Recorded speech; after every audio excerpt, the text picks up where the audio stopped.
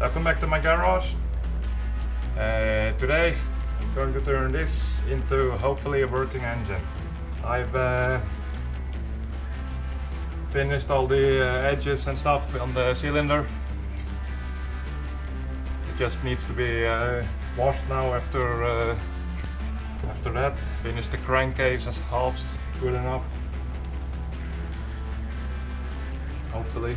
Going to start out with washing all the dirty parts in my rotary washer here. It should be warm soon. I'm a bit skeptical about the crank balance, so I think I'm going to have to take it all apart again later today or tomorrow. But I want to take a test ride first, see how bad the vibrations are before I do anything drastic to the crank. So yeah, let's get started.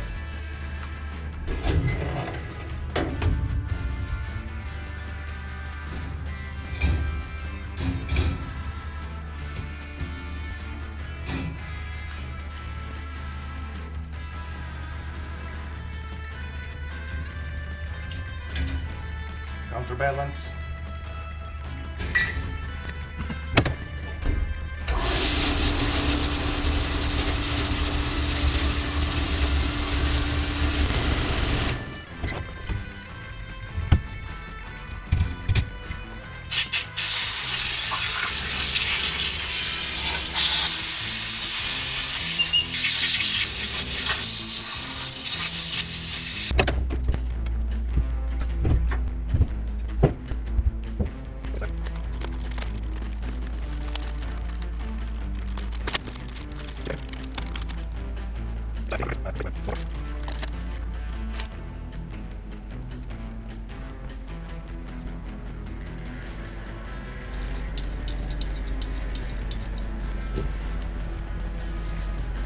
So let's see if we can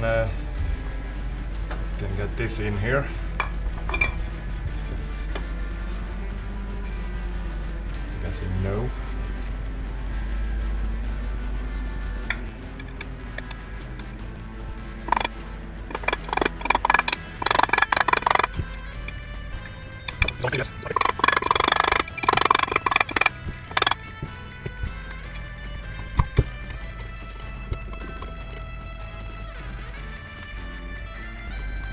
Normally I wouldn't glue this, but because it's quite thin, I'm going to do it anyway. A little extra security.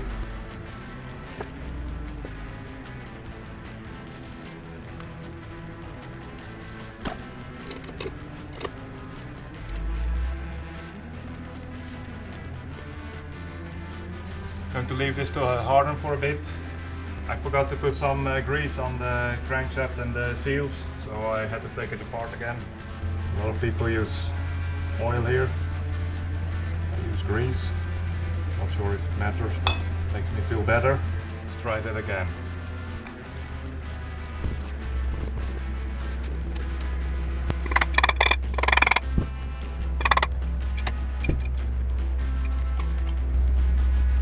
To put a little sealant around here.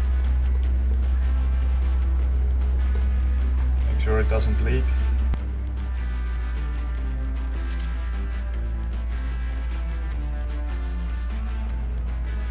Grease here.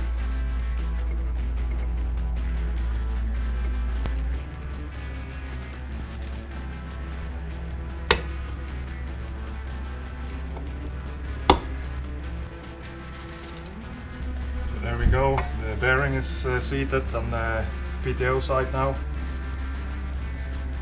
So now I can just put the bolts in and tighten it that way.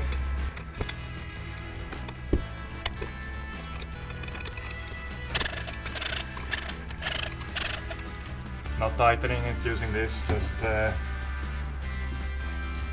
saving myself a bit of work. Going together nice.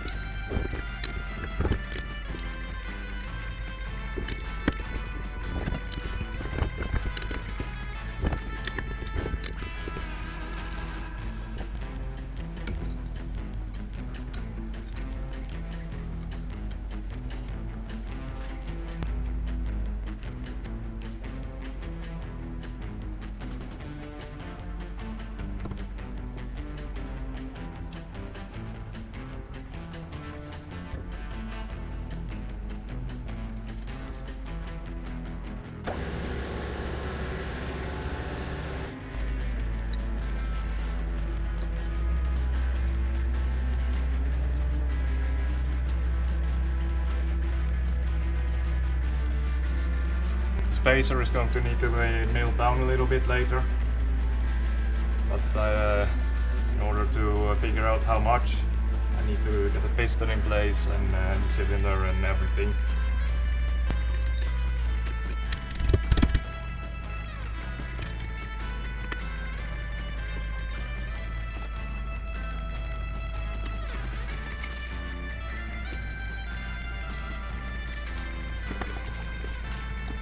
New piston.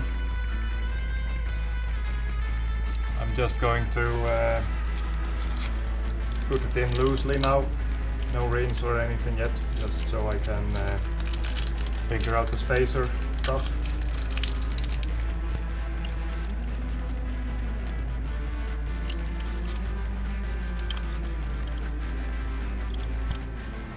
Actually, I'll put in the top ring from the old piston. I'm going to use the rings from the other piston for starters. Wearing the bore a little bit. And so I have a fresh set of rings if I need them.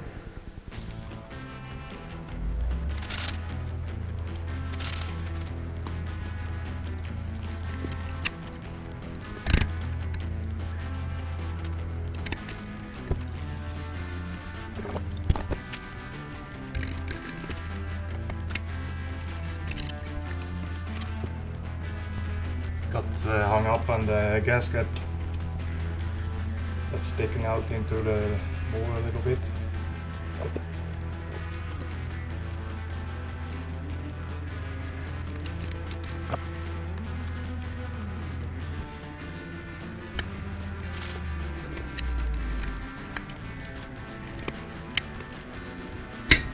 There we go.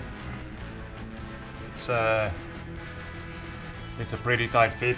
I bored the crankcase to the outer diameter of the sleeve, but it's in now. So there we go. I think there's a spacer needs to be about half a millimeter or a millimeter smaller. See the cylinder sitting just a little bit too high. So let me do some measuring. 1.75 millimeters. So that's my squish measurement right now. But then I haven't clamped it down yet. I think if I remove 0.8, that should get me around 0.85. Something. So yeah, let's go do that.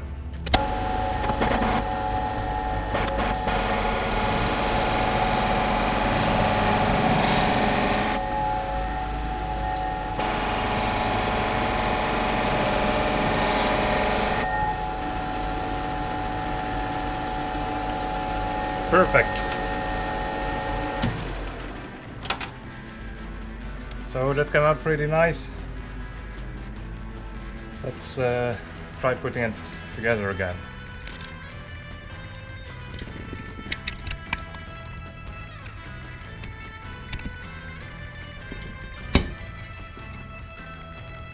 So that looks better.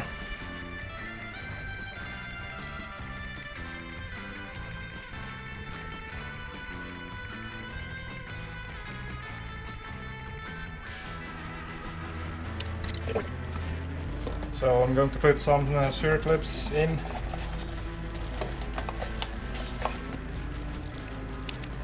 I can get them out of the packaging.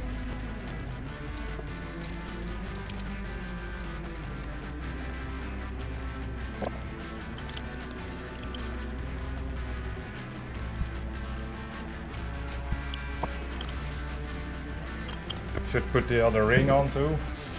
Normally you would gap the rings now. I've already done that, so I don't have to do it again.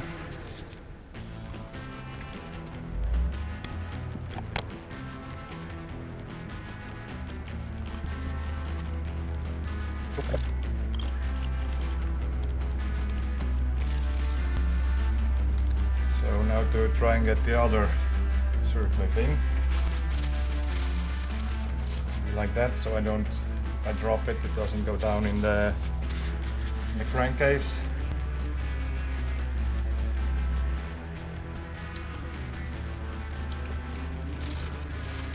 So that's that done. Now I'm not going to have a gasket between the spacer and the cylinder, so I'm going to use some red silicone. But of course it has silicone itself shut, so guess I'll start from the other end.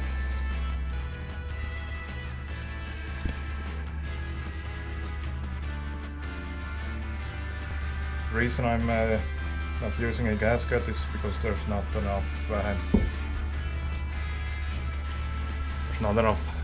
area here for a seal anyway with the gasket, so I think silicone will do a better job at sealing.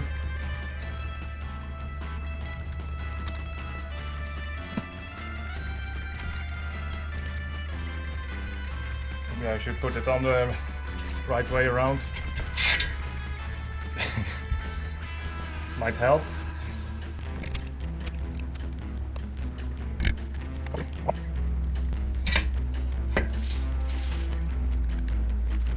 Need to push the lower ring past the little lip on the intake. There we go. It'd be nice if it would go down into the crankcase.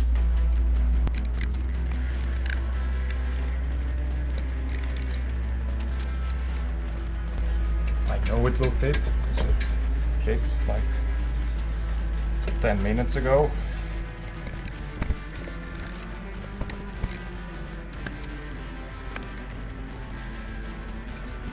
There we go.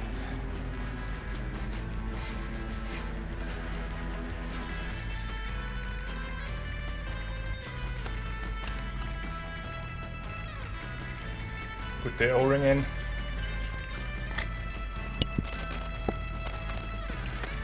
Here's a trick for you. If you need to drop a washer onto a stud that's low down, put it on a screw mason. Put it on a screwdriver like this, and then you can just let it drop down.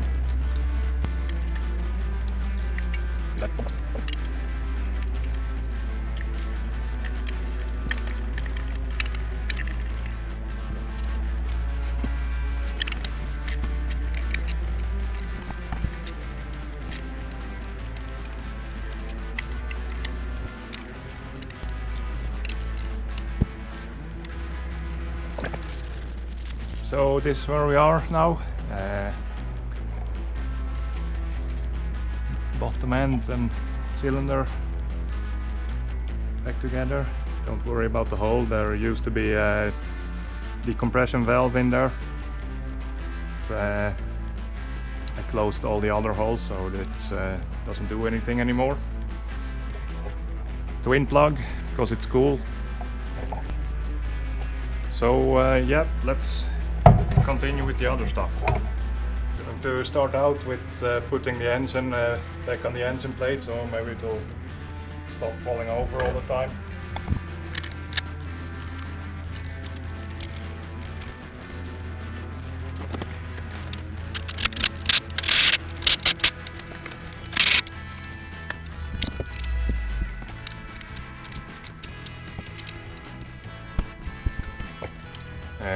This is my modified recoil housing. Made an adapter plate here that bolts onto these holes, and over here I have the trigger for the ignition using a programmable ignition Ignitec. I tried using MSD, but that wasn't a big success.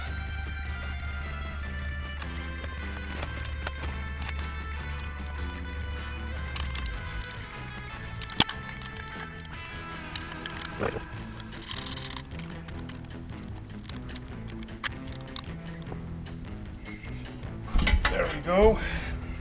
Flywheel. I rekeyed it. This is a flywheel of I think a Rotex 640 or something. Really not sure. I don't have a stator plate in it, as you can tell. I'm going to later probably to charge the battery. But the ignition is needs a battery. But for now, to keep it simple and just see if everything works, I'm going to run without it, without the charging.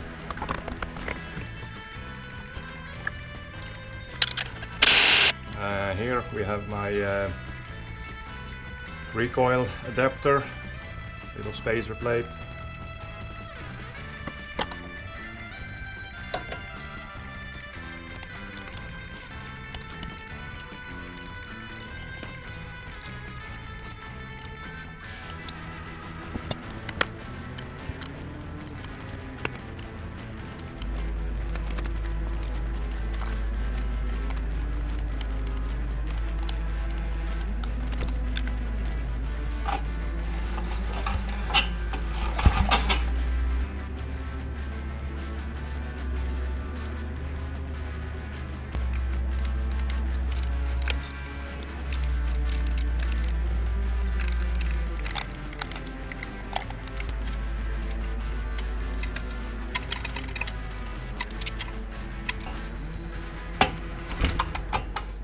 So there we go, it's back together. Unfortunately, I have some other stuff to take care of today, so I think this is gonna be it for this video. But it's ready to go back into the snowmobile.